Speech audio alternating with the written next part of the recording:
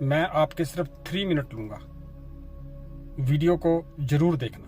इस वीडियो को देखने और सुनने के लिए बहुत बड़ा जिगरा चाहिए, हौसला चाहिए।